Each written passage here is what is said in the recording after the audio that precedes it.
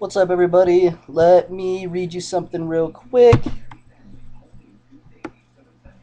On Monday, while at Media Day, before the start of training camp, the Miami Heat's LeBron James was asked by a CNN reporter did he believe race was a factor in the way people reacted to his decision to join the Heat, and more importantly, how they were treating him. LeBron responded that he believed it played a role, but also said he did not believe it was a key factor.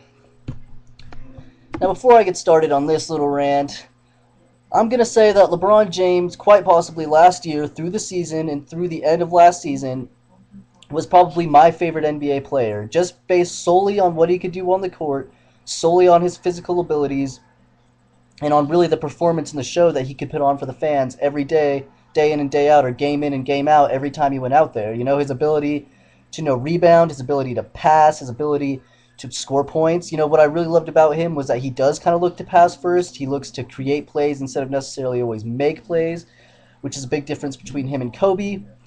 But maybe I just don't understand this. Maybe I need somebody out there to explain this to me. This is not fucking racist, LeBron James. In no way whatsoever is this racist.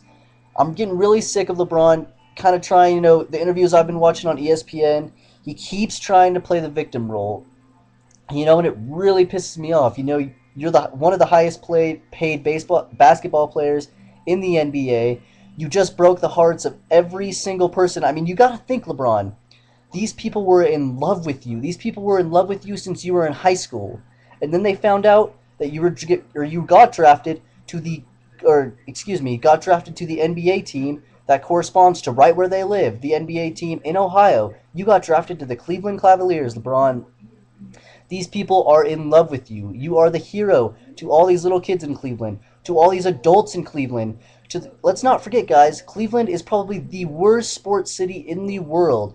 The Cavaliers, who are now expected to win, I think somebody said like 15 games or something the other day, were their only hope.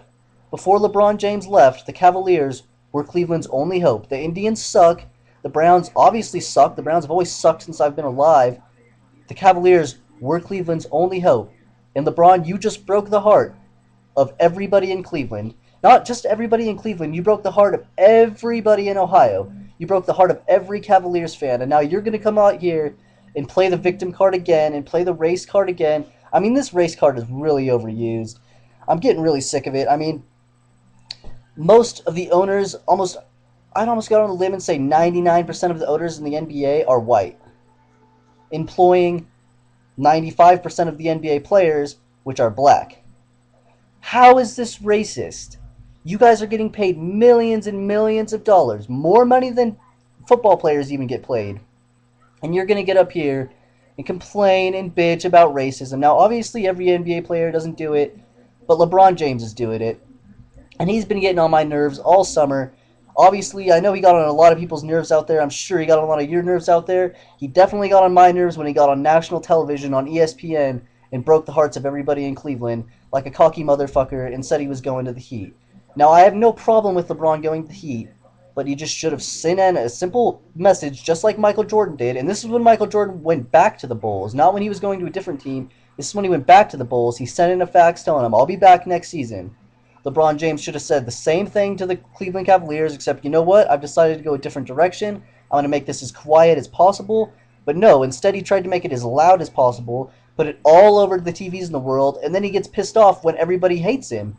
Like, I really feel like LeBron James didn't see this coming. I think he really felt like everybody in Cleveland was going to go, oh, LeBron, it's understandable. You could leave now and leave our team to the nothingness, to the most untalented team in the NBA, and it's just fine. We're just going to accept you for that. No, LeBron, that's not the way the world works. You know what? You're not King James to anybody in Cleveland anymore. And I'm going to be watching that game when you go back to Cleveland in December and get your ass booed. But anyway, I just wanted to say my quick remarks on this. I'm sick of people using racism as a scapegoat. This has nothing to do with race, LeBron. I don't care if you were white. I don't care if Steve Nash was up and playing in Cleveland or if Steve Nash was in his hometown fucking team in Canada and left them. They would hate him too. It has nothing to do with race. Oh, it just really annoyed me. I will see you guys.